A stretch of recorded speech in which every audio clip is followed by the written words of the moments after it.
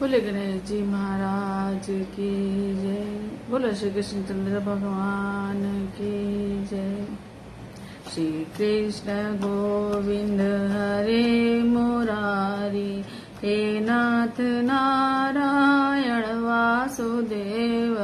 श्री कृष्ण गोविंद हरे मुरारी, हे नाथ नारायण वासुदेव। हे नाथ नारायण वासुदेव, हे नाथ नारायण वासुदेव। श्री कृष्ण गोविंद हरे मुरारी, हे नाथ नारायण वासुदेव। श्री कृष्ण गोविंद हरे मुरारी, हे नाथ नारायण वासुदेव। हे नाथ नारायण वासुदेव, हे नाथ नारायण वासुदेव। हे नाथ नारायण वासुदेव, हे नाथ नारायण वासुदेव। श्री कृष्ण गोविंद हरे मुरारी, हे नाथ नारायण वासुदेव। श्री कृष्ण गोविंद हरे मुरारी, हे नाथ नारायण वासुदेव। बोलो श्री कृष्ण चंद्र भगवान की जय। सुखदेव जी कथा सुना रहे हैं। गुरुकुल में पढ़ने आए एक ब्राह्मण पुत्र के साथ श्री कृष्ण की मैत्री हुई।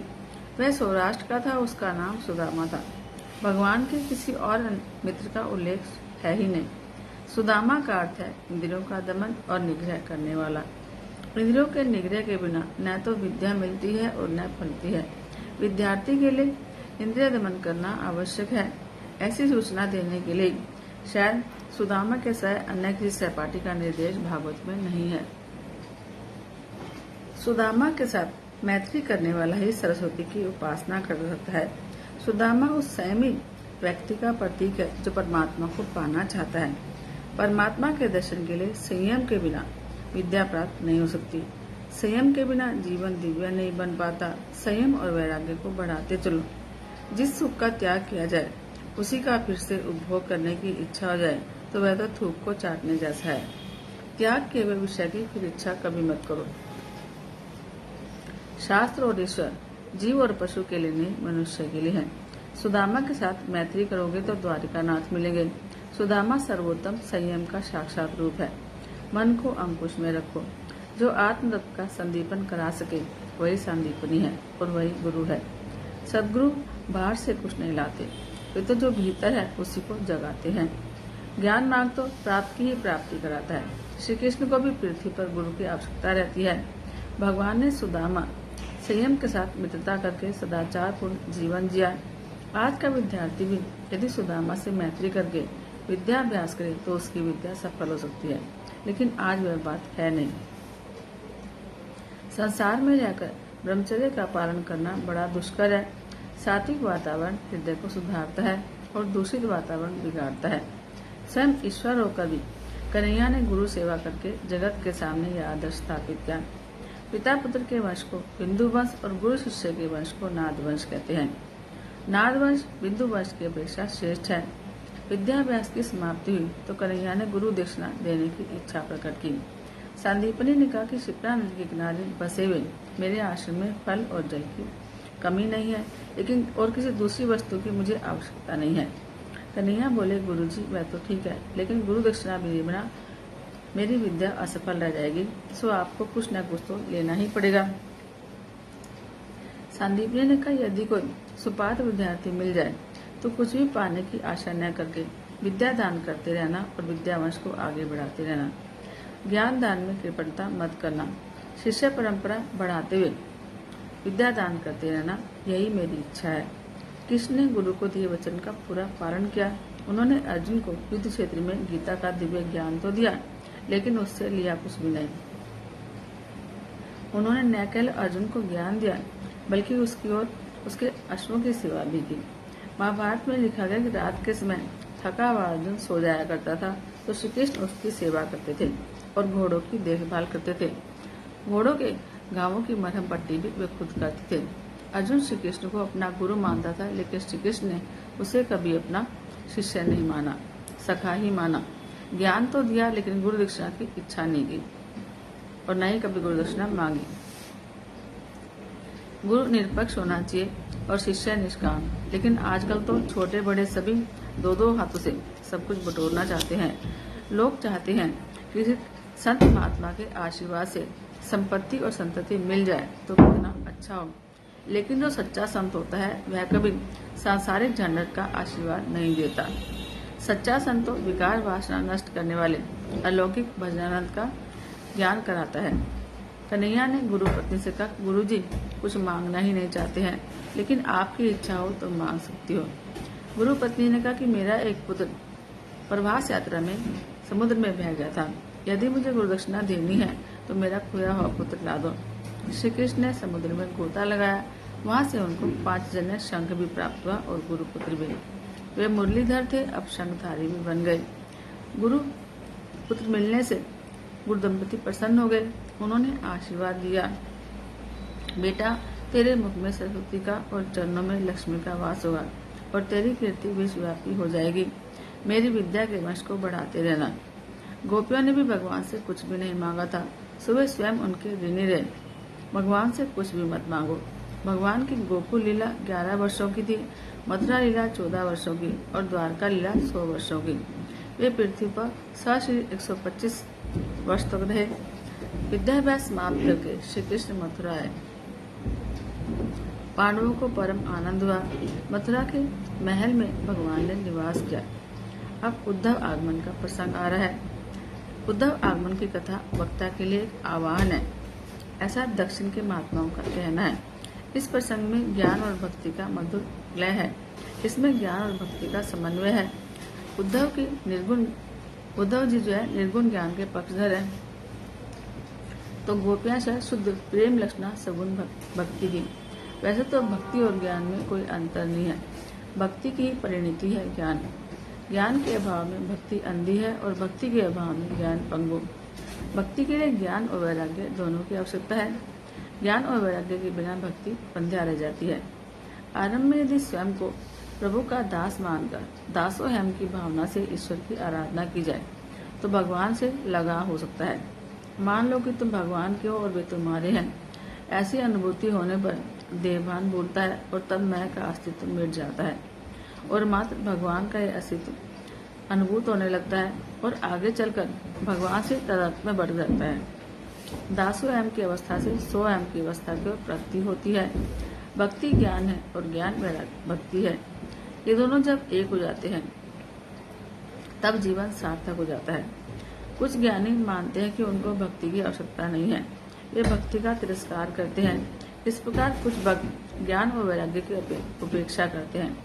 इन दोनों के दृष्टिकोण गलत है। भक्ति और ज्ञान एक दूसरे के पूरक हैं।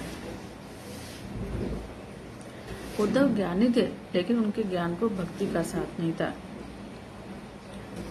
तो भक्ति रहित ज्ञान अभिमानी बनाता है। भक्ति ज्ञान को नम्र बनाती है। भक्ति का साथ न हो तो ज्ञान अभिमान के द्वारा जीव को उद्धत बना देगा। ब्रह्म ज्ञान होने पर भी यदि स्वरूप विकृति नहीं होगी तो ब्रह्म अनुभव नहीं होगा। सच्चा ज्ञानी वह है जो परमात्मा से प्रेम करता है। ज्ञानी होने के बाद धन, प्रतिष्ठा, आश्रम आदि आ जाए तो पता नहीं होगा। ज्ञानी को भक्ति की आवश्यकता है। जीव ईश्वर से जब प्रगाढ़ प्रेम करने लगे तभी वे उसको अपने मूल रूप का दर्शन कराते हैं। मनुष्य अपनी सारी धन संपत्ति केवल निजी व्यक्ति को ही बताता है। भगवान का भी वैसा ही है, वे भी अपने सच्चे भक्त को अपना सच्चा स्वरूप दिखलाते हैं। जब साधारण व्यक्ति भी अपने प्रेमी के बिना किसी को अपना मन नहीं दिखाता तो भगवान भी अपने भक्त के बिना किसी दूसरे को अपना रूप क्यों दिखाएं? भक्ति के बिना ज्ञान और ज्ञान के बिना भक्ति अधूरी है। भक्ति को यदि ज्ञान का साथ ना मिले तो ईश्वर की सर्वव्यापकता का अनुभव कैसे हो? और एक ही वस्तु में ईश्वर का अस्तित्व मानने वाला वैष्णव जो है अधम है। हर कहीं ईश्वर को देखने वाला महान वैष्णव है। वैराग्य का साथ नहीं होगा तो भक्ति घर के किसी एकाध झरोखे से अक्रूर जी को देखती रहेगी। यदि भक्ति को ज्ञान का साथ होगा तो कण कण में भगवान दिखाई देंगे। उद्धव जी का तत्व ज्ञान और गोपियों की प्रेम लक्षणा भक्ति दोनों अपने आप में महत्वपूर्ण है, लेकिन दोनों का समन्वय आवश्यक है। उद्धव जी की निष्ठा ज्ञान में है और गोपियों की प्रेम में। ज्ञान, भक्ति और वैराग्य तीनों का समन्वय होने पर भी परमात्मा का साक्षात्कार होगा। उद्धव ज्ञानी तो थे, लेकिन उनका हृदय प्रेम से शुष्क था।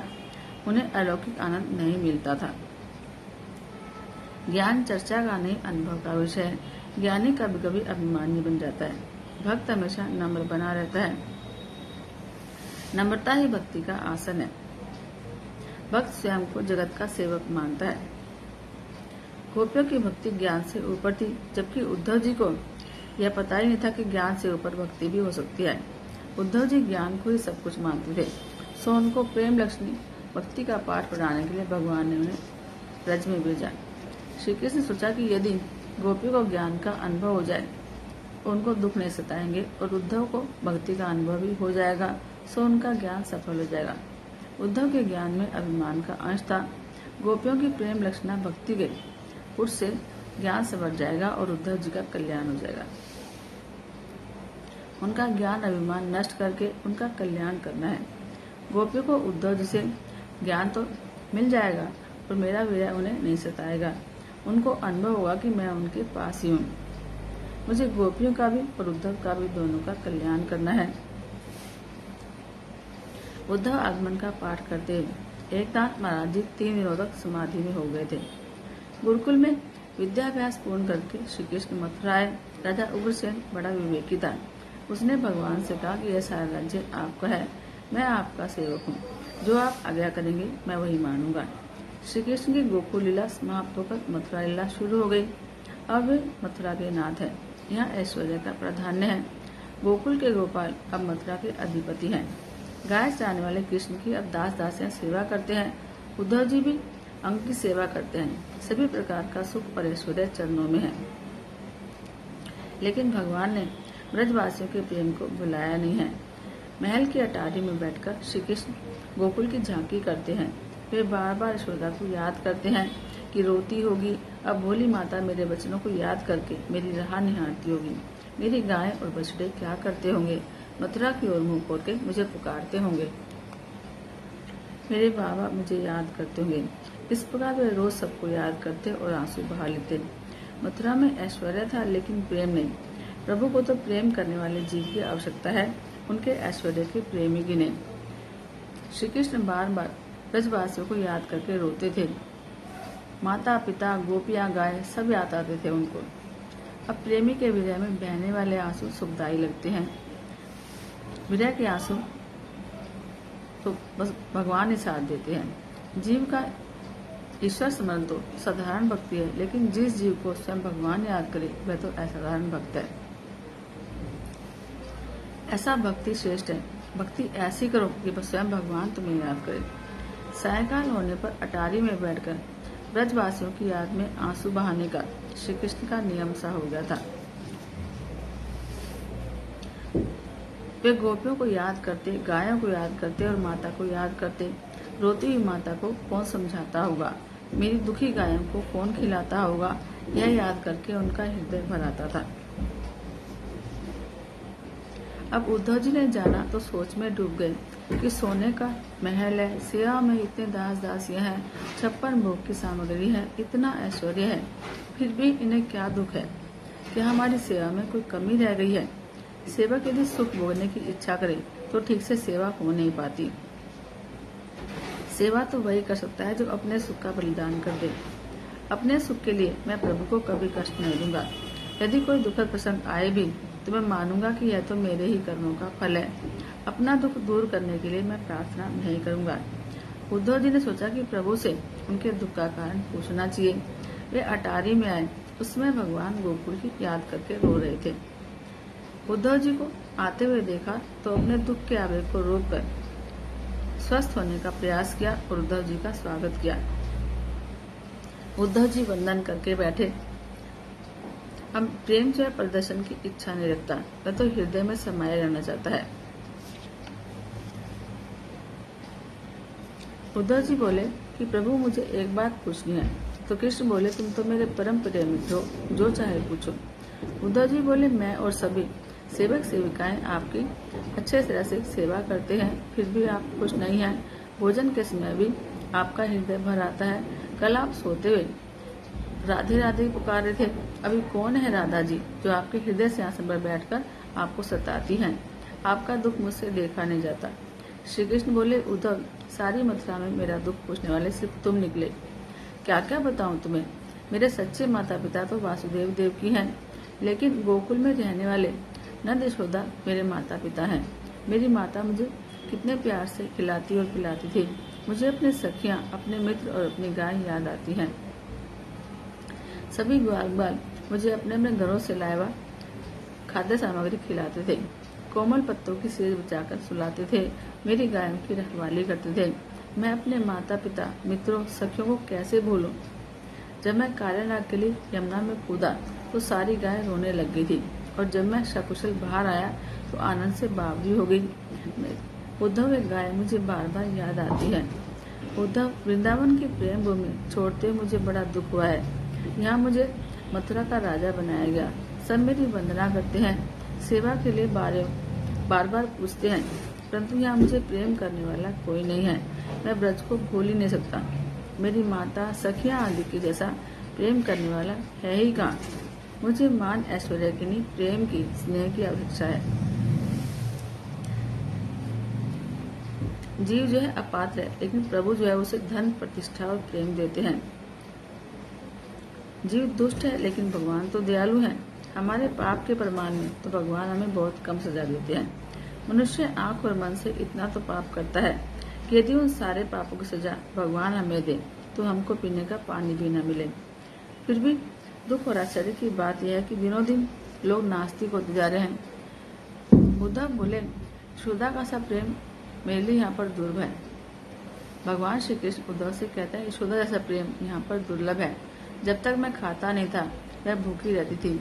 यहाँ पर भोजन सामग्री बहुत है, लेकिन प्रेम से खिलाने वाला कोई नहीं है। यहाँ तो मेरी भूखी मर गई है। जब मेरी मैया मुझे 1000 बार मनाती थी तब मैं खाया करता था। यहाँ तो ऐसा मनाने वाला कोई है ही नहीं। भोजन करने बैठता हूँ तो मुझे अपनी माता याद आती है। मैं भोग का नहीं, प्रेम का भूखा हूँ। जो आनंद गोकुल में था वह यहाँ पर नहीं है। वहाँ सखा, सखियाँ, गाय सब मुझे याद करके रोते होंगे। मैं ब्रज को भूल नहीं सकता। उद्धव ज्ञानी है, लेकिन प्रेम लक्षणा भक्ति की महिमा से अज्ञान है। अब बिना गुरु कृपा के ज्ञान जो है विवेक युक्त नहीं हो पाता। जिसने गुरु कृपा के बिना प्रत्यक्ष ज्ञान पाया है उसे अभिमान घेर लेता है। उद्धव कहते हैं कि बचपन में ग्वाल बालों के साथ खेलते रहने की बात अलग है, लेकिन अब तो आप मथुरा के राजा हैं। राजा को गो बालकों के साथ खेलने का विचार शोभा नहीं देता। आप ब्रज को और सभी ब्रजवासियों को भुला दो तो मथुरा का ऐश्वर्य आपके लिए आनंददायी बन जाएगा। अब श्री कृष्ण बोले, अरे उद्धव जी, तुम मुझे ब्रज को भूलने के लिए कह रहे हो। मैं उन सबको भूल सकता हूँ, लेकिन ब्रज को नहीं भूल सकता। ब्रजवासी भी तो मुझे बहुत याद करते होंगे। प्रेम तो दो तरफा होता है ना। हाँ, ब्रज भूलने का एक उपाय है। यदि वे मुझे भूल जाएं तो मैं उन्हें भूल सकता हूँ। उद्धव जी, तुम ब्रज जाओ और उनको वेदांत का उपदेश दो और उनसे कहना कि वे मुझे भुला दें। यदि वे मुझे भुला नहीं पाएंगे तो मैं भी उन्हें भुला नहीं पाऊंगा। संसार के सब सुखों को छोड़कर वे सब मेरे लिए जी रहे हैं। मैंने वापस आने का वायदा किया था और वे मेरी प्रतीक्षा करते होंगे। तुम उनको उपदेश देकर निराकार ब्रह्म के उपासक बना दो। वैसा होने पर वे मुझे भूल जाएंगे और मैं उनको भूल जाऊंगा। उद्धव जी के पास ज्ञान तो था, लेकिन भक्ति नहीं थी। वे कहने लगे, मुझे वहाँ भेजने के बदले आप प्रति सप्ताह एक पत्र भेजिए। वे आपको पत्र लिखेंगे। इस तरह पत्र व्यवहार से प्रत्यक्ष मिलने से आनंद होगा। प्रेम का संदेश अब पत्र से कैसे पहुंचाया जाए? प्रेम तो प्रत्यक्ष मिलने पर ही व्यक्त कर सकते हैं। अब पत्र में इच्छानुसार सब कुछ कैसे लिखा जा सके? पत्र में लिखते समय बहुत सी मर्यादाएं बाधक हो जाती है। प्रेम तत्व से उद्धव जी परिचित नहीं है। उद्धव क्या जाने कि श्री कृष्ण और गोपी एक हैं। पत्र में लिखा जाता है, हमेशा याद करने वाली। अरे ऐसा कभी होता है क्या? विचार और व्यवहार में अंतर होता है। पत्र में सब कुछ खुलकर नहीं लिख सकते। वे पत्र लिखने का आग्रह करते हैं। ज्ञानी पुरुष भक्त हृदय की बात नहीं जानते। उद्धव जी प्रेम का रहस्य जानते ही नहीं थे। श्री कृष्ण बोले, उद्धव जी, पत्र लिखने का मैंने कई बार प्रयास किया, लेकिन लिख नहीं पाया। क्या लिखूं?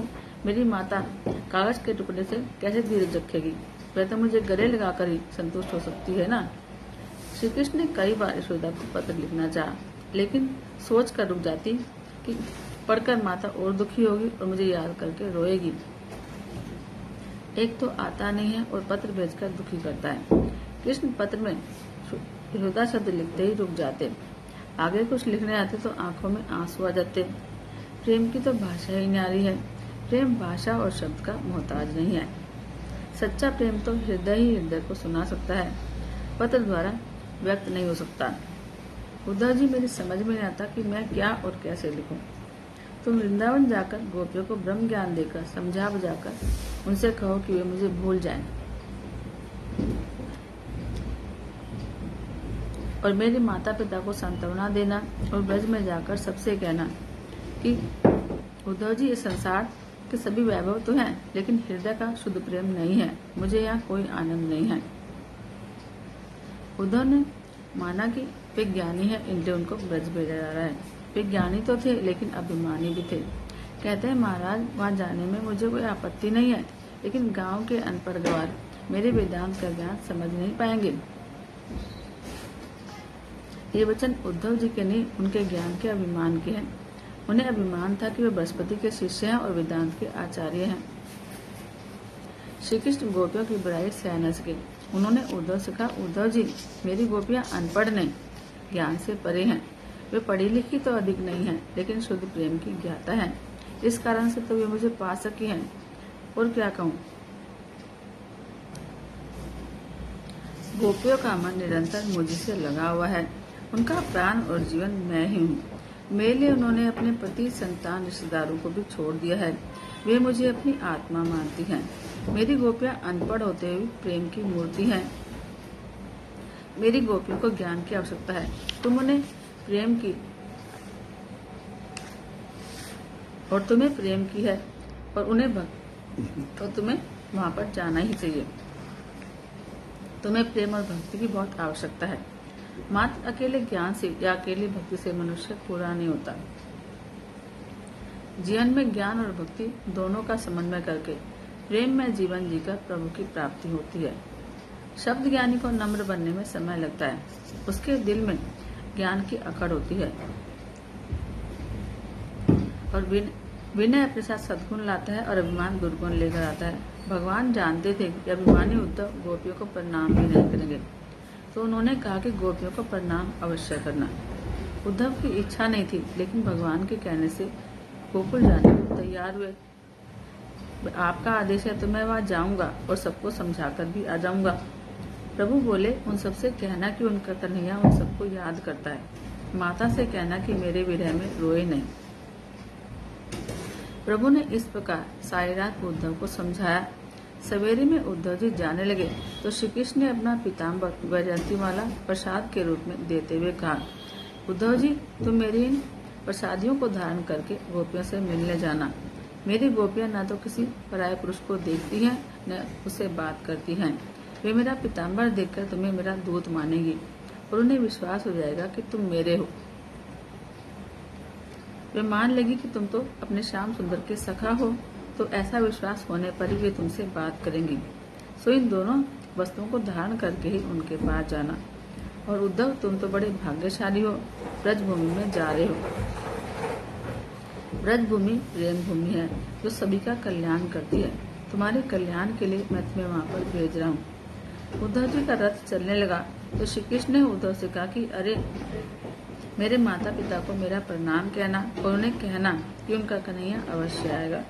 इतना कहते कहते श्री कृष्ण को रोना आ गया। अब उद्धव जी की समझ में नहीं आ रहा है कि ब्रज को याद करके प्रभु रोते क्यों हैं।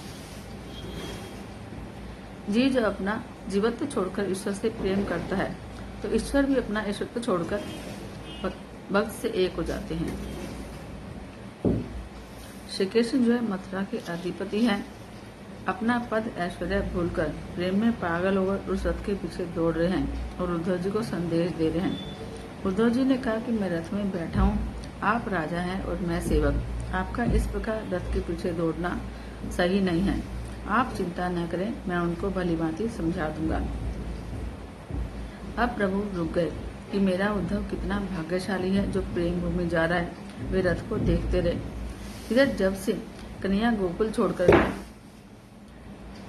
वन की सघन कुंजें वीरान हो गई हैं। यमुना का जल गोपियों के आंसू की धारा सा लगता है। गायों ने घास खाना छोड़ दिया है और मथुरा की ओर देखती रहती हैं। शाम विरह में हर कोई दुखी है। जब से कन्हैया मथुरा गया है, न यशोदा ने अन्न का एक दाना भी मुंह में नहीं डाला। जब तक नहीं आएगा हम नहीं खाएंगे। न रात को नींद आती है और न दिन को चैन। किस विरह में जीव जब अकुलाता है और आंखें बरसती है, तभी तो मन का मैल धुलता है। विरह अग्नि के आंसू जो है मन की मलिनता को धो देते हैं और मन को शुद्ध और पवित्र करते हैं। यशोदा जी सोचती रहती कि अपना कन्हैया अब लौटेगा तो मैं उसे अपने गले लगा लूंगी और गोद में बिठाकर भोजन कराऊंगी, उसे खिलाकर ही खाऊंगी। घर की हर वस्तु कन्हैया की याद दिलाती। इस पात्र में लाला माखन मिश्री खाया करता था, इस सेज पर सोता था। नंद यशोदा इस प्रकार लाला की याद में डूबे रहते, आंसू बहाते और आश्वासन देते एक दूसरे को। यशोदा जी आंगन में बैठे हुए नंद को उलाहना दे रही हैं। आपके कारण लाला घर छोड़ गया है। आप उन्हें गाय को चराने के लिए भेजते थे। वह कहता था कि उसे गाल बाल नचाते हैं, दौड़ाते हैं। ब्रजवासी उसे रूखी सूखी रोटी खिलाते हैं। वह परेशान होकर रूठकर गोकुल छोड़कर चला गया। वह गायों के पीछे दौड़ दौड़ कर थक हार गया तो यहाँ से चला गया। रथ से जाते समय उसने वापस आने का वादा किया था। मेरे आंसू वह देख नहीं पाता था। जब भी मैं रोती थी बड़े प्यार से मुझे मनाता था। आज इतना निष्ठुर क्यों हो गया है? मथुरा के लोगों ने कुछ जादू टोना कर दिया होगा। सुना है कि मेरा लाला मथुरा का राजा बन गया है। इस समाचार से मुझे बहुत आनंद हुआ, लेकिन तुम उसे गायों के पीछे दौड़ाते रहते हो। इसी कारण से वह मुझसे मिलने तक भी नहीं आता। और यशोदा रोने लगी। नंद जी बोले, अरे मैंने कब उसे कहा था गाय चराने के लिए, बल्कि वह कहता था कि उसको गायों की सेवा करनी है। उसे गायों के बिना चैन नहीं आता था। जब वह यहाँ पर था तब गायें खा पीकर कितनी हष्ट पुष्ट रहती थी, किंतु अब तो लाला के विरह में गायों ने खाना पीना छोड़ दिया है। अब हाथी के बच्चों से हष्ट पुष्ट मेरी गायें आज दुबली पतली हो गई हैं। मुझसे तो उनकी दिशा देखी नहीं जाती। मैं दुख के मारे गौशाला में कदम तक नहीं रख पाता हूँ। लगता है मथुरा का राजा बनते लाला सबको भूल गया है। यदि वे एक बार यहाँ आ जाए तो हम सब सनाथ हो जाएं। कन्हैया अपने माता पिता के लिए ना से कम अपनी गायों के लिए एक बार तो आ। तेरे बिना एक गाय मरियल हो गई है। तुझे गाय कितनी प्यारी थी। मुझे लगता है कि एक बार मैंने तुझे मूसल से बांधा था, इसलिए तू रूठ गया है और नहीं आता है। इस प्रकार नंद यशोदा सारा समय कन्हैया की याद में व्याकुल होकर आंसू बहाकर बिताते थे। किसी के आग्रह पर कभी कभी कंदमूल खा लेते थे। एक दिन वे दोनों आंगन में बैठकर कृष्ण की बाल लीलाओं को याद कर रहे थे कि एक कौवा आकर कांव कांव करने लगा। कौवे की बोली शगुनमयी मानी जाती है। कौवे को सुना तो यशोदा ने सोचा कि आज मथुरा से शायद कोई आएगा। वह कृष्ण के वचन को याद करते हुए कौवे से बोली कि अगर मेरा कन्हैया आ जाए तो तेरी चोंच सोने से मड़वाऊंगी, तुझे मिष्ठान खिलाऊंगी। कन्हैया के आगमन का समाचार देने वाले को मैं जन्म जन्म सेवा करूंगी। अबे कौवे, मेरा लाला कब आ रहा है? इधर उद्धव जी के रथ ने मथुरा को छोड़कर ब्रजभूमि में प्रवेश किया। ब्रजभूमि तो दिव्य है, सात्विक है, प्रेम भूमि है। यहाँ के पशु पक्षी सब कुछ दिव्य हैं। वृक्ष भी दिव्य हैं। वे सब भी राधा कृष्ण का कीर्तन करते हैं। वृंदावन की महिमा का वर्णन तो कर ही कौन सकता है। कृष्ण के जाने के बाद मथुरा के ग्वाल बाल भी रोज प्रतीक्षा करते थे। लाला ने शाम को लौटने को कहा था, लेकिन आता नहीं है, तो सब बच्चे रोते हुए घर लौट कर जाते थे। रोज का यही क्रम था। एक दिन श्रीदामा, मधुमंगल आदि सभी ग्वाल बाल रास्ते पर बैठे हुए लाला की प्रतीक्षा कर रहे थे कि दूर से एक रथ आता हुआ दिखाई दिया। बालकों ने सोचा कि लाला आया हुआ। वे दौड़ते हुए रथ के पास पहुंचे, लेकिन रथ में जो बैठा था वह नीचे नहीं उतरा। यदि कन्हैया होता तो कूदकर नीचे आ जाता। उद्धव जी बालकों को देखकर रथ से बैठे रहे और बोले कि मैं श्री कृष्ण का संदेश लेकर आया हूँ। बालक बोले, उद्धव जी, तुम कन्हैया को सुखी करने के लिए उसकी सेवा करते थे ना। कभी हमने तो ऐसा सोचा नहीं था कि वह निष्ठुर हो जाएगा। कन्हैया के बिना यहाँ सब सूना है। बंसीवट, यमुना किनारा, वृंदावन सब सूना है, उदास है। जब यहाँ था तब तो वह हमसे बड़ा प्यार करता था, लेकिन लगता है तो वहाँ जाकर हमें भूल गया है। उनसे कहना कि गोवर्धन नाथ ब्रज में सब उसको याद करते हैं, उसके बिना ब्रज उजड़ गया है। अब बालक उद्धव जी को नंद बाबा के घर का रास्ता दिखाते हुए बोले कि अच्छा हुआ तुम आ गए, हमें भी कन्हैया को संदेश देना है, लेकिन तुम पहले नंद यशोदा के पास जाकर उनको समझाओ। वे रात दिन लाला की प्रतीक्षा में रोते हैं, हम फिर मिलने आएंगे। इधर यशोदा कौवे से बात कर रही थी कि रथ आंगन में आ गया। नंद यशोदा ने सोचा कि लाला ही आया है। दोनों की जान में जान आ गई। दोनों रथ की ओर दौड़ पड़े। लाला आया, लेकिन रथ के पास पहुंचे तो उसमें तो कोई और था। फिर तो यशोदा कृष्ण कृष्ण पुकारते हुए मूर्छित हो गई। उद्धव जी को समझ में नहीं आया कि ये लोग कृष्ण का नाम लेकर रोते क्यों हैं। यशोदा जी धीरज धरकर दासी से बोली, लगता है कोई बड़े व्यक्ति आए हैं, इनका स्वागत करो। उद्धव जी स्नान और भोजन से निवृत्त होकर आराम करने लगे। दासी ने नंद जी के कृष्ण के मित्र के आने का समाचार कहा तो उनकी मूर्छा दूर हुई। नंद जी ने आंखें खोली तो उनको प्रणाम करते हुए उद्धव जी बोले, मैं आपके लाला का मित्र हूँ, उद्धव हूँ और उनका संदेश लेकर आया। तो नंद बाबा ने भी उसकी कुशल क्षेम पूछी। सोचा कि कन्हैया खुद आ नहीं पाया होगा तो मित्र को भेजा है। तो बोले कि अच्छा हुआ तुम आए, अब कंस की मृत्यु से सब यादव सुखी हो गए होंगे। सच सच बताना कि कन्हैया हमको याद भी करता है। यहाँ के ग्वाल बाल, वृक्ष, गिरी, गाय, वन सभी कन्हैया को अपना सर्वस्व मानते हैं। क्या कन्हैया हमको याद भी करता है? कन्हैया से कहना कि यह गिरिराज या यमुना उसकी प्रतीक्षा कर रहे हैं। गंगी गाय तो वन में घूमती रहती है, घर आती नहीं। यह वही यमुना है जिसने श्री कृष्ण क्रीड़ा करता था। यह वही गिरिराज है जिसको उसने अपनी उंगली पर उठाया था। यह वही वन प्रदेश है जहाँ गोकुल में श्री कृष्ण गाय को चुराता बंसी बजाया करता था। यह वही मैदान है जहाँ कन्हैया अपने मित्रों के साथ खेलता था। इन सबको देखकर मेरा मन श्री कृष्णमय हो जाता है और मैं पागल सा हो जाता हूँ। मुझे लगता है कन्हैया यहीं पर है। मैं देख रहा हूँ कि वह पल्ले में सोया है। कल सारी रात मैं पलना झुलाता रहा और उससे बातें करता रहा। सुबह हुई तो सोचा जगा दूं, गाय चराने में देर हो जाएगी। पल्ले में झांका तो कोई नहीं था। अब मैं उसे कैसे भूलूं? मुझे रोज रोज उसकी बांसुरी की धुन याद आती है। कल मैंने देखा कि वह कदम की डाली पर बांसुरी बजा रहा था। मुझे लगा कि बहुत देर से बांसुरी बजा रहा है तो भूख लगी होगी। मैं माखन मिश्री लेकर गया तो वहाँ कोई था नहीं। उद्धव जी, कई बार मुझे लगता है कि वह मेरी गोद में बैठा हुआ खेल रहा है, मेरी दाढ़ी खींच रहा है। यमुना में स्नान करने जाता हूँ तो लगता है कि वह मेरे पीछे पीछे चला आ रहा है। उद्धव जी, मैं उसे अपने कंधों पर बिठाकर घुमाया करता था तो मुझे लगता है कि वह मेरे कांधे पर बैठा है। उद्धव जी, मेरा कन्हैया कब आएगा? उसने कंस जैसे राक्षसों का वध किया तो लोग उसे ईश्वर मानते हैं, लेकिन मेरा तो वह पुत्र है। पर ऐसा बोलकर वे रोने लगे। मुझे पलने में, घर के कोने कोने में, आंगन में, यमुना किनारे, वृक्षों पर हर कहीं कन्हैया दिखता है।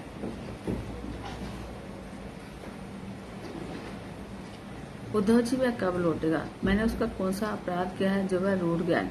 उद्धव जी, वासुदेव से कहना कन्हैया उन्हीं का पुत्र है, मैं उनका दास हूँ। लाला से कहना कि उसकी माता सारा दिन रोती है। जब वह यहाँ पर था तो माता को मना लिया करता था, अब उसे कौन मनाए? इतना बोलते बोलते नंद जी रोने लगे। अब उद्धव जी उलझन में पड़ गए। मैं इन्हें क्या दूं? इन्हें तो हर जगह श्री कृष्ण दिखाई देते हैं। ब्रह्म की सर्वव्यापकता उपदेशक होकर भी मैं ऐसा अनुभव कभी नहीं कर पाया। मैं ऐसी ब्रह्म दृष्टि रखने वाले नंद जी को क्या कहूँ? उन्होंने नंद जी से कहा कि बाबा, धन्य हैं आप, आपका जीवन सफल हो गया, आप कृष्णमय हो चुके हैं। इतने में यशोदा जी वहाँ पर पहुँच गई। उद्धव जी, सच बताना कि मेरा लाला ठीक तो है ना? वह खाने में बड़ी जिद किया करता था, कहीं दुबला तो नहीं होगा? क्या वह खुश तो है? मेरी याद भी करता है? वहाँ उसे कौन मनाता है? गोकुल में था तो वह मेरे आंसू देख नहीं पाया करता था। जब मैं जमुना जी जाती हूँ तो उसका श्याम रंग कन्हैया की याद दिलाता है। लगता है कि वह जमुना जी के जल में से बाहर निकलकर मेरी गोद में आ बैठा है। उससे पूछना कि उसकी माता ने कौन सा अपराध किया है कि वह यहाँ आने का नाम भी नहीं लेता। मैंने उसे एक बार मूसल से बांधा था, इसलिए तो वह नहीं रूठा है। वह कभी मुझे याद भी करता है। मैं उसकी माता तो हूँ नहीं, उसकी माता तो देवकी है। देवकी से कहना यदि सेविका की आवश्यकता हो तो मुझे बुला ले। कृष्ण में हम मरे जा रहे हैं, जहाँ पर हमारे कृष्ण है वहाँ हमें ले चलो। मैं नारायण से प्रार्थना करती हूँ कन्हैया जहाँ मेरे सुखी रहे। उद्धव जी बोले, माता कृष्ण तुमको बार बार याद करते हैं। वे यहाँ पर आने वाले थे, लेकिन मथुरा का शासन उन्होंने संभाला है तो उन्हें अवकाश नहीं है। मुझसे कहा कि मैं मथुरा में जाकर कारोबार में डूब गया हूँ, तुम माता को मेरी कुशल मंगल देकर आओ। अब नंद यशोदा का कृष्ण प्रेम देखकर उद्धव जी का आधा विमान तो हवा हो गया। जो व्यक्ति पलने में, घर में, आंगन में, वृक्षों पर, वन में हर कहीं श्री कृष्ण को देख रहा है, उसे ब्रह्म की व्यापकता का पूरा उपदेश कैसे दूं? वे दोनों को हर कहीं बुद्धि और मन से ब्रह्म के सर्वव्यापी रूप का अनुभव कर रहे हैं। बातों ही बातों में सवेरा हो गया। ब्रह्म मुहूर्त में गोपियां स्नान आदि से निवृत्त होकर कृष्ण कीर्तन करती दही मथने लगी। उनकी आंखें भीग जाया करती थी। उद्धव जी यशोदा से आज्ञा लेकर यमुना स्नान करने चले। सखियों को भी कन्हैया का संदेश देना था। गोपियों का कृष्ण कीर्तन सुना, सोचा कि इनके कंठ कितने मधुर हैं, तो कितनी सुंदर होंगी। उन्होंने अब तक किसी गोपी को देखा ही नहीं था। ब्रह्म मुहूर्त में कृष्ण कीर्तन करने वाले इन ब्रजवासियों को धन्य है। कृष्ण के स्मरण मात्र से इनके हृदय द्रवित हो जाते हैं। उद्धव का ज्ञान का अभिमान धीरे धीरे मिट रहा था। अब उद्धव भयो सुधो। उद्धव का ज्ञान भक्ति रहित था तो श्री कृष्ण से उनको ब्रज भेजा था। उद्धव जी नंद यशोदा से प्रेम मूर्ति को देखकर खुश हो गए। अब दही मथने के बाद नंद जी के आवास की ओर देखकर प्रणाम करने का गोपियों का नियम था। आज आंगन में रथ को देखा तो अक्रूर का प्रसंग याद आ गया। दोबारा से क्यों आया है अक्रूर? अब किस लिए आया है? अब विरह व्याकुल ललिता जय कृष्ण का नाम ले रही थी तो विशाखा ने कहा कि अरे कृष्ण तो स्वार्थी और कपटी था, राजा बनते ही हम सबको भूल गया, चलो अब घर का काम करते हैं। ललिता बोली, मैं कृष्ण को जितना भूलने का प्रयत्न करती हूँ वह उतने ही याद आते हैं। कल मैं कुएं पर पानी भरने गई तो बांसुरी का स्वर सुनाई दिया। देखा तो वृक्ष की डाली पर बैठा और बांसुरी बजा रहा है। मैं लाला को देखने में इतनी बावली हुई कि घड़े को रस्सी से बांधने के बजाय अपने लड़के को बांध दिया और कुएं में उतार दिया। अब लाला ने देखा तो कूद कर आया और लड़के को बाहर निकाला और मुझे कहा, ये क्या कर रही हो? फिर मुझे घर पर पहुंचा कर गया। मैं उसे कैसे बोलूं? एक गोपी बोली, लोग चाहे कुछ भी गए, कन्हैया यहीं पर है, वह मथुरा गया ही नहीं। कल शाम को जल भरने जमुना जी जाना पड़ा। अंधेरा बहुत था तो डर रही थी कि घड़ा उसने मेरे सिर पर रखा और बातें करते हुए घर छोड़ गया। वह कहता है कि वह तो यहीं पर रहता है। मुझे उसकी बहुत याद आती है, मैं उसको भुला नहीं पाती। उसके साथ बातें किए बिना मुझे चैन नहीं पड़ता। बड़े बड़े साधु और योगी लोग समाधि लगाकर संसार को भूलने का प्रयत्न करते हैं, लेकिन उन्हें सफलता नहीं मिलती और उनकी वृत्ति जो है प्रभु में हो नहीं पाती। ये गोपियां जो है कोशिश करके भी संसार को याद नहीं कर पाती, एक पल भी अपने प्यारे कान्हा को भुला नहीं पाती।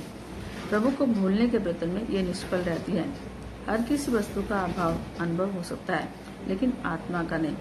श्री कृष्ण गोपियों की आत्मा है तो उन्हें कैसे भुला सकती हैं? गोपियां इस प्रकार श्री कृष्ण के विषय में बातें कर रही थी कि उद्धव स्नान आदि से निवृत्त होकर भगवान द्वारा दिए हुए पीताम्बर और वैजयंती माला पहनकर वहाँ पर आए। गोपियों ने उनको प्रणाम किया तो उद्धव ने अपना परिचय देते हुए कहा कि मैं श्री कृष्ण का सखा हूँ जो मथुरा में रहते हैं और तुम्हारे लिए उनका संदेश लेकर आया।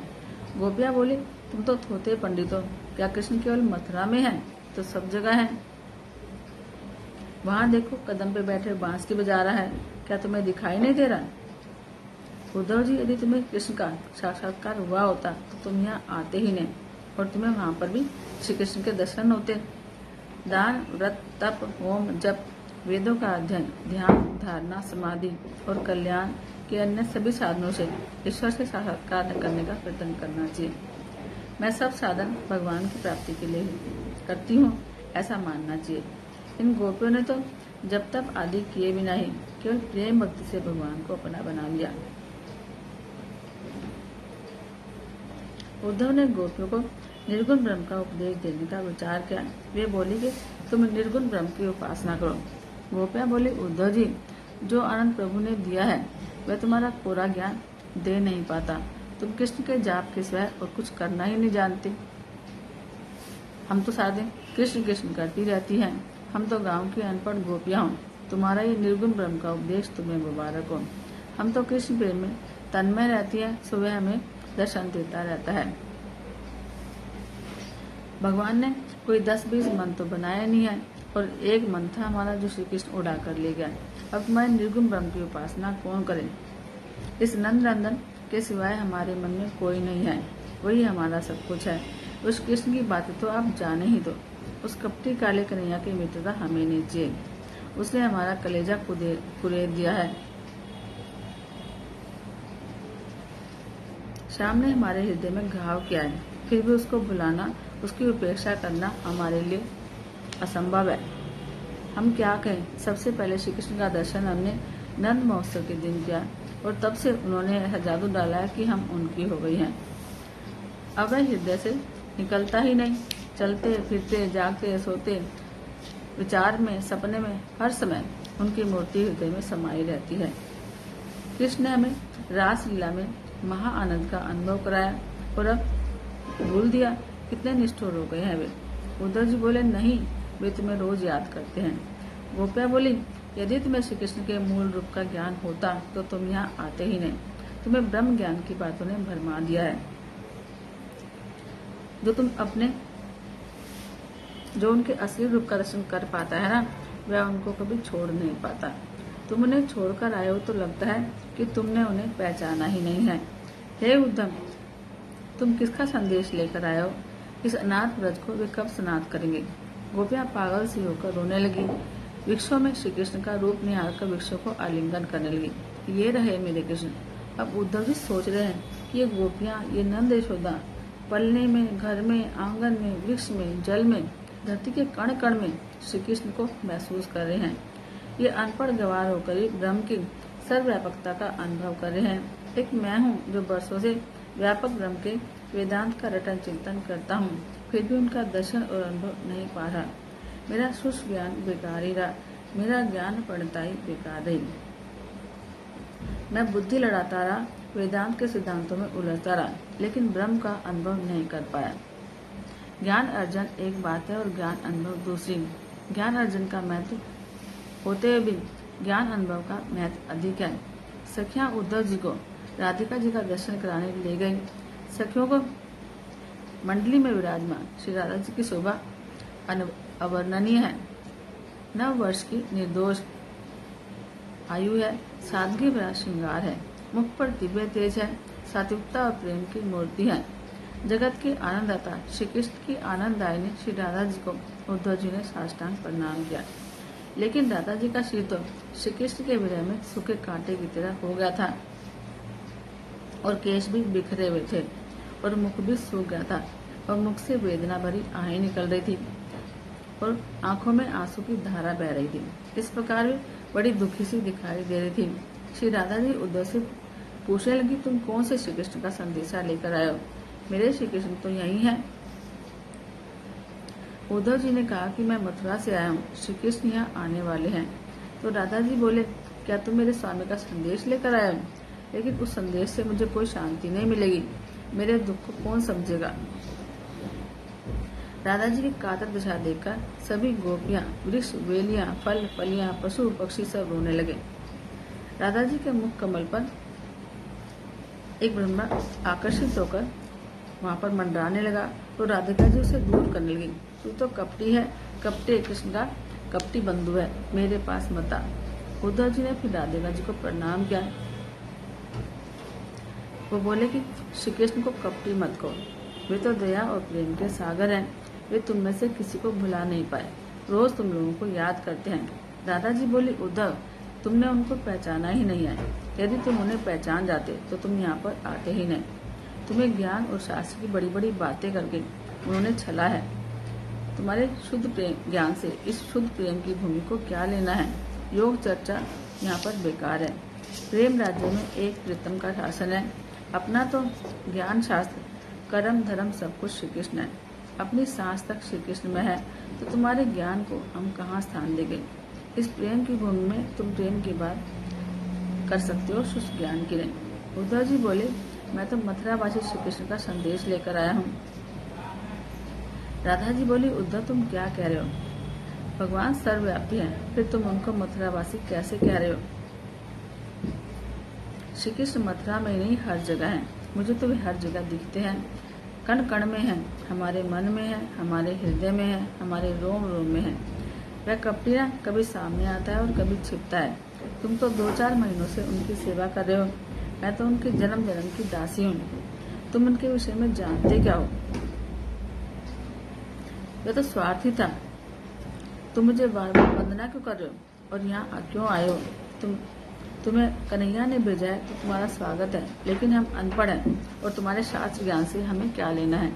उद्धव जी ने मान लिया कि उन्होंने गोपियों को अनपढ़ कहा था, तो वे उनके शब्द उनको वापस मिल रहे हैं। उद्धव जी बोले, मुझे माफ करो राधिका जी, तुम्हारा अपमान करके मैंने अपराध किया है। राधा जी बोली, उद्धव जी, मैं और कृष्ण अभिन्न हैं। तुम क्या चाहते हो? हमारे अतिथि होने के नाते तुम्हारी इच्छा पूरा करना मेरा काम है। उद्धव जी बोले, मेरी बुद्धि ज्ञान के अभिमान में कुंठित कठोर हो गई है। मुझे प्रेम लक्षणा भक्ति का दान करो। राधा जी ने उद्धव की इच्छा पूरी की और उनको प्रेम लक्षणा भक्ति का दान मिला। गोपियां बाहर और भीतर श्री कृष्ण के अस्तित्व का अनुभव कर रही हैं। राधा जी ने ऐसी बंसी बजाई कि राधे गोविंद के सुरीली तान बह चले। राधे गोविंद गोविंद गोपाल नंद लाल, कृष्ण गोविंद गोविंद गोपाल नंद लाल। राधे गोविंद गोविंद गोपाल नंद लाल, कृष्ण गोविंद गोविंद गोपाल नंद लाल। हे गोपाल नंद लाल, गोपाल नंद लाल, हे गोपाल नंद लाल, हे गोपाल नंद लाल। राधे गोविंद गोविंद गोपाल नंद लाल, कृष्ण गोविंद गोविंद गोपाल नंद लाल। राधे गोविंद गोविंद गोपाल नंद लाल, कृष्ण गोविंद गोविंद गोपाल नंद लाल। अब सब गोपियां भी श्री कृष्ण में कीर्तन करते करते लीन हो गई। तो श्री कृष्ण भी मथुरा से दौड़ते हुए आ पहुंचे और सखियों की मंडली में राधा जी के साथ विराजमान हुए। गोपियों और उद्धव जी ने राधा कृष्ण के मनोहर रूप को देखा। उन्हें अब यह भी ज्ञान नहीं है कि वे कौन हैं, कहाँ से आए हैं और क्यों आए हैं। उद्धव जी का ज्ञान का अभिमान नष्ट हो गया। वे 2-4 दिनों के लिए आए थे, लेकिन 6 महीने बीत गए। उन्हें लगा कि कृष्ण गोपियों से दूर नहीं है और अलग भी नहीं है। जब भी गोपियां श्री कृष्ण करती हैं तो वे मथुरा से आ जाते हैं। उद्धव जी, एक प्रसंग सुनाऊं। एक बार कन्हैया अपने मित्रों के साथ आम मिचोली खेल रहा था। श्री दामा उसे ढूंढ रहा था। पहले कन्हैया इस कुंड में छिप गया, फिर भागता और मेरे घर पर आकर बोला, मुझे कहीं छिपा दे, नहीं तो श्री दामा मुझे घोड़ा बनाएगा। मैंने उसे अपनी गोद में छिपाकर आंचल ओढ़ा दिया। अब जब भी मैं सोने जाती हूँ तो लगता है कन्हैया मेरी गोद में है और मैं पागल सी हो जाती हूँ। भगवान की कथाएं सुनते सुनते उद्धव जी की आंखों से आंसू बह गए। धन्य हैं गोपियां जो हर क्षण ब्रह्म का अनुभव करती हैं। कृष्ण गोपियों से कहते कि गोलोक धाम में हमारा नित्य संबंध है, हम योगी हो नहीं सकते। ज्ञान दृष्टि से देखें तो मैं यहाँ पर हूँ, सर्वत्र हूँ, तुम्हारे साथ हूँ। मैंने विरह का दान तुम्हें इसलिए दिया है कि तुम हमेशा मुझे याद करती रहो। विरह अवस्था में चित्त जो है अपने प्रिय के मन के साथ ही लगा रहता है। तुम मेरा अविरत ध्यान करती रहो, इसलिए मैंने तुम्हें विरह दिया है। संयोग में चक्षु दर्शन होता है, वियोग में मनोदर्शन होता है। योग तो एक विशेष प्रकार का योग है। पति यदि कहीं बाहर गया है तो पत्नी बड़ी लगन से उनका ध्यान करती है। गोपियों को विशेष योग का दान देने के लिए भगवान ने विरह दिया। हम अलग तो हो ही नहीं सकते। मैं तो तुम्हारे समीप हूँ, तुम मेरे स्वरूप को याद करती रहना। तुम तो गोलोक की नित्य सिद्धा गोपियाँ हो। गोपियों को भी उद्धव जी के साथ रहने से ज्ञान का लाभ हुआ। उनकी भक्ति ज्ञान के साथ दिव्य बन गई। विरहावस्था में वे मानने लगे श्री कृष्ण तत्वतः उनके निकट ही हैं। प्रेम लक्षणा भक्ति पांचवा पुरुषार्थ है। भक्ति अभेद सिद्ध करती है, ज्ञान भी अभेद सिद्ध करता है, लेकिन ज्ञान की तुलना में भक्ति अधिक श्रेष्ठ है और सरल भी है। प्रभु से कहा कि तुम मेरे नहीं, मैं तुम्हारा हूँ। अब समुद्र की तरंग हो सकती है, तरंग का समुद्र नहीं। नंद बाबा, यशोदा, राधा और अन्य गोपियों के तीव्र कृष्ण प्रेम को देखकर उद्धव जी का ज्ञान विमान जलकर राख हो गया। गोकुल छोड़कर जाने की उनकी इच्छा नहीं थी। वे आए तो थे गोपियों को गुरु बनाने, गोपियों के गुरु बनने, लेकिन उन्हीं के शिष्य बन गए। अब तो वे भगवान से प्रेम लक्षणा भक्ति की मांग की सोचने लगे, जिन्हें महान मुनि भी नहीं पाते हैं। ऐसे भगवान को इन गोपियों ने सहज में पा लिया है। मैं उनके चरण रस से स्नान कर लूं, या कि जिससे अगले जन्म में चाहे मनुष्य न बनूं, लेकिन वृंदावन में लता, पशु, पक्षी कुछ भी बन जाऊं। ऐसा सौभाग्य मुझे मिल जाए तो मैं कृतार्थ हो जाऊं। गोपियों के सत्संग से उद्धव जी की ज्ञान उत्तर प्रेम लक्षणा भक्ति का प्रत्यक्ष दर्शन हुआ। उन्होंने सभी गोपियों के चरण रज अपने माथे पर लगाए और सबको वंदन किया। कृष्ण विरही जीव का बर्तन और व्यवहार कैसा होना चाहिए, उसका आदर्श इन गोपियों ने जगत को बताया। धन्य है इन नर नारियों को। उद्धव जी ने मथुरा जाने की आज्ञा मांगी। दादाजी ने कहा, उद्धव जी, कृष्ण से कहना कि वे शीघ्र यहाँ आकर गोकुल को स्नान करें। कृष्ण के लिए मैंने कुछ भेंट दी है, इनको देना, लेकिन मेरा नाम मत लेना। उद्धव जी, हम तो यही चाहते हैं कि अपने सभी इंद्रियां और संकल्प श्री कृष्ण के चरण कमलों के आश्रित रहें और उनकी सेवा में लगे रहें।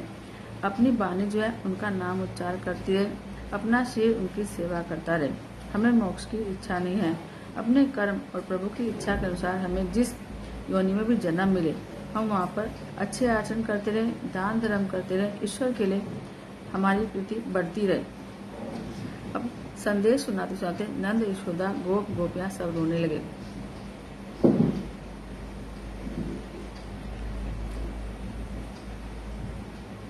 उद्धव जी, कृष्ण से कहना कि मेरा मन हमेशा उन्हीं में लगा रहे, मेरा मन संसार के किसी पदार्थ में न जाए, मेरी वाणी कृष्ण का नाम जपे और दृष्टि उनको देखती रहे।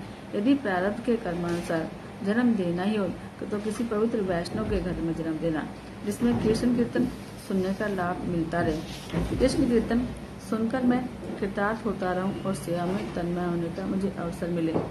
श्रोता बोले, उद्धव जी, कन्हैया से कहना उसे इच्छा हो तो यहाँ आए, हमारे लिए आने का कष्ट न करे। यदि उसे वहाँ पर सुख है तो वह वहाँ पर सुख से रहे, हम तो उसके वियोग में दुखी ही रह लेंगे। अब इतना कहकर वह रोने लगी। यशोदा जी की भक्ति जो है पुष्टि भक्ति है। अब पुष्टि भक्ति अपने सुख का नहीं, अपने आराध्य के सुख का विचार करती है। राधा जी ने कहा, उद्धव जी, श्री कृष्ण को यह बांसुरी और कमली दे देना, और इन्हें मैं यहाँ रखकर क्या करूँगी। उद्धव जी बोले, कृष्ण को तो राजा बन गया है, उसके लिए मैं क्या भेजूं। मैंने माखन मिश्री तैयार की है, तुम उन्हें मेरी ओर से खिलाना, लेकिन मेरा नाम मत लेना। उद्धव जी ने सबको समझाते हुए कहा कि आप चिंता न करें, मैं श्री कृष्ण को जल्दी ही लेकर आऊंगा। और उनका रथ जो है मथुरा की दिशा में बढ़ने लगा। अब मन जो है विचारों में गोता खाने लगा। मैं आज तक मानता था श्री कृष्ण जो है करुणा सागर है, कृपा निधि है, लेकिन लगता है तो बड़े कठोर हैं। मथुरा पहुंचे और कृष्ण के पास आए। अब भगवान तो जानते हैं कि उद्धव को क्या कहना है। वे बोले, उद्धव, जब तुम यहाँ पर थे तो मेरी प्रशंसा करते थे, अब वहाँ से आए हो तो गोपियों की प्रशंसा करते हो। मैं निष्ठुर नहीं हूँ। भगवान ने उद्धव जी के मस्तक पर अपना वरद हस्त पधराया। उद्धव जी समाधिस्थ होकर देख रहे हैं कि यह तो भगवान की लीला है। वे तो हर जगह हैं, मथुरा में भी, गोकुल में भी। भगवान ने अभी अपनी सभी गोकुल लीलाओं का उनको दर्शन कराया। एक स्वरूप मथुरा में दिखाई दिया तो दूसरा गोकुल में। एक स्वरूप यशोदा की गोदी में था, दूसरा राधा जी के साथ रास रचा रहा था। उद्धव, मेरी यशोदा माता ने प्रेम बंधन से मुझे इस प्रकार बांधा है कि मैं उसको छोड़ ही नहीं सकता। मैं वृंदावन को छोड़कर एक कदम भी कहीं जा ही नहीं सकता। चाहे मैं मथुरा में दिखाई दूं, लेकिन मैं होता हूँ गोपियों के पास। मैं गोपियों से अभिन्न हूँ। राधा कृष्ण एक है। उद्धव का गोकुल आगमन प्रसंग ज्ञान और भक्ति के मधुर कलह का चित्रण है। उद्धव के ज्ञान और गोपियों की भक्ति, निर्गुण और सगुण का यहाँ पर संघर्ष है। भगवान की गोपी प्रेमीला कथा दसम स्कंद के 48वें अध्याय पर समाप्त होती है। अब भगवान की राजस लीला शुरू होने जा रही है। राक्षस जो है, राजस लीला जो भक्तों के मन के निरोध के लिए होती है। कृष्ण कथा सभी प्रकार के जीवों को आनंद देती है। कृष्ण सभी जीवों को अपनी ओर आकर्षित करके परमानंद का दान करते हैं। कुब्जा को भी उन्होंने कृतार्थ किया। भगवान ने अक्रूर के घर आकर उनको आज्ञा दी। धृतराष्ट्र पांडवों को लाक्षागृह में जलाना चाहते हैं। तुम धृतराष्ट्र के घर 2-4 दिन ठहर कर देख कर आओ कि वे पांडवों के लिए कैसी भावना रखते हैं। तुम यहाँ आकर परीक्षा करके आना। अक्रूर जी हस्तिनापुर जाकर धृतराष्ट्र के पास 2 महीने तक रहे और उनके उपदेश भी दिया कि धृतराष्ट्र जीव अकेला जन्म लेता है और मरता भी अकेला है, तो कुटुंब के लिए पाप करना अत्यंत अनुचित विचार है। जी आंखों से अंधा अंधा नहीं है, लेकिन जो आंखें होते हुए लोभ, मोह, मद और काम की पट्टी से देख नहीं पाता, वह अंधा है। धृतराष्ट्र की आंखें मोह और ममता से अंधी हो गई थी। इतने लोभी थे वे, जिनकी आंखों को रुपये पैसे ने घेर लिया है, वह धृतराष्ट्र है। धृतराष्ट्र सा लोभी अक्रूर जैसे को सत्संग से भी सुधर नहीं पाता। मृत्यु के समय धन नहीं, धर्म और सत्कर्म साथ जाते हैं। फिर भी लोग जो है विषय सुखों के पीछे भागते हैं। यह संसार के सिवाय अन्य कहीं आनंद ढूंढने का प्रयत्न नहीं करता है। अक्रूर जी ने धृतराष्ट्र से कहा कि तुम जानबूझकर यह पाप या कपट क्यों कर रहे हो। धृतराष्ट्र बोले, आपकी बात सही है, लेकिन दुर्योधन जैसे ही मेरे पास आता है, मेरा सारा ज्ञान और विचार विवेक हवा हो जाता है। जो सच्ची और योग्य बात समझकर भी पाप करता है, वह जानबूझकर पाप करता है, वह धृतराष्ट्र है। भगवान की भी अब तो इच्छा है कि कौरवों का नाश हो जाए। जीव बीज जब शुद्ध होएगा तो कुसन के कारण जो बिगड़ता है तो वह सठ है। अब जिसका बीज ही दुष्ट है वह तो खल है। अब सठ जो है सत्संग से सुधर सकता है, लेकिन खल नहीं सुधर पाते। जिनका मुखारबिंद अतिशय मनोहर है, जो बिंब समान लाल अधरों पर बांसुरी रखकर मधुर तान छेड़ रहे हैं, जो कदम वृक्ष के नीचे गायों, गोपों और गोपियों के बीच में विराजमान है, ऐसे भगवान का हे गोविंद, हे दामोदर, हे माधव ऐसे संबोधन से हमेशा स्मरण करना चाहिए। छोटी कैद सिंहासन पाया, हरि तिलक साथ ले आया। श्याम कृपा सब मंगल साज, उग्रसेन अब यादव राज। मेरे सांवले सलोने श्याम प्यारे, नंद यशोदा जी की आँखों के तारे। मेरे सांवले सलोने श्याम प्यारे, नंद यशोदा जी की आँखों के तारे। श्याम राधे के संग तुम आ जाओ, आ जाओ। मेरे सांवले सलोने श्याम प्यारे, नंद यशोदा जी की आँखों के तारे। तेरी लट है घूंघर वाली, जादू से भरे तेरे नैना। तेरी लट है घूंघर वाली, जादू से भरे तेरे नैना। तेरे हाथों की ये मुरली, सारे जग का है छीने चैना। तेरे हाथों की ये मुरली, सारे जग का है छीने चैना। तुझ पे वारी जाऊं मैं, बलिहारी जाऊं मैं। तुझ पे वारी जाऊं मैं, बलिहारी जाऊं मैं। श्याम मधुबन में तुम आ जाओ, आ जाओ। मेरे सांवले सलोने श्याम प्यारे, नंद यशोदा जी की आँखों के तारे। श्याम भजन तुम्हारे गाऊं, तेरे दर्शन को मंदिर आऊं। श्याम भजन तुम्हारे गाऊं, तेरे दर्शन को मंदिर आऊं। तेरी जोत मैं रोज जगाऊं, तुझे रोज मैं भोग लगाऊं। तेरी जोत मैं रोज जगाऊं, तुझे रोज मैं भोग लगाऊं। आके मुरली मधुर बजा, संग में झूम झूम के गा। आके मुरली मधुर बजा, संग में झूम झूम के गा। शाम आके दर्श दिखा जाओ, आ जाओ मेरे सांवले सलोने श्याम प्यारे, नंद यशोदा जी की आंखों के तारे। मेरे बाके बिहारी कन्हैया, कान्हा कान्हा पुकारे रे मैया। मेरे बाके बिहारी कन्हैया, कान्हा कान्हा पुकारे रे मैया। सारे ब्रज का तू प्यारा कन्हैया, तू है काली है नाग नथैया। सारे ब्रज का तू प्यारा कन्हैया, तू है काली है नाग नथैया। तू है मदन गोपाल आशा हो गई निहाल, तू है मदन गोपाल आशा हो गई निहाल।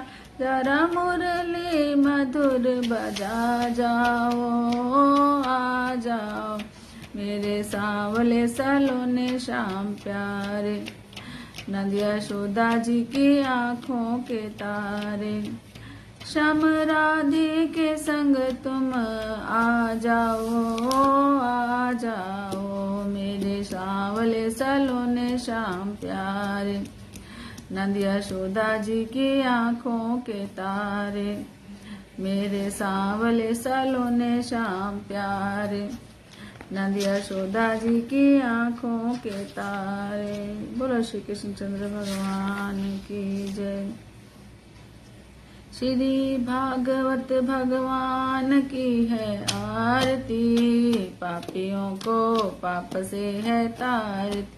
श्री भागवत भगवान की है आरती, पापियों को पाप से है तारती। ये अमर ग्रंथ ये मुक्ति पंथ, ये पंचम वेद निराला, नव ज्योति जगाने वाला। ये अमर ग्रंथ ये मुक्ति पंथ, ये पंचम वेद निराला, नव ज्योति जगाने वाला। हरि नाम यही हरि धाम यही, हरि नाम यही हरि धाम यही, जग के मंगल की आरती, पापियों को पाप से है तारती। श्री भागवत भगवान की आरती, पापियों को पाप से है तारती। ये शांति गीत पावन पुनीत, पापों को मिटाने वाला, हरि दर्श कराने वाला। ये शांति गीत पावन पुनीत, पापों को मिटाने वाला, हरि दर्श कराने वाला। ये सुख करनी ये दुख हरनी, ये सुख करनी ये दुख हरनी, श्री मधुसूदन जी की आरती, पापियों को पाप से है तारती। श्री भागवत भगवान की है आरती, पापियों को पाप से है तारती। ये मधुर पोल जग पंथ खोल, सन्मार्ग दिखाने वाला, बिगड़ी को बनाने वाला। ये मधुर बोल जग पंथ खोल, सन्मार्ग दिखाने वाला, बिगड़ी को बनाने वाला।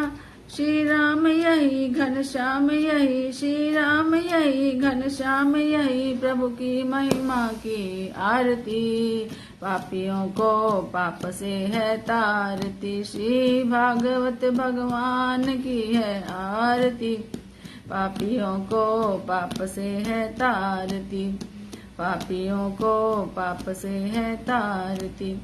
पापियों को पाप से है तारती। बोलो श्री कृष्ण चंद्र भगवान की जय।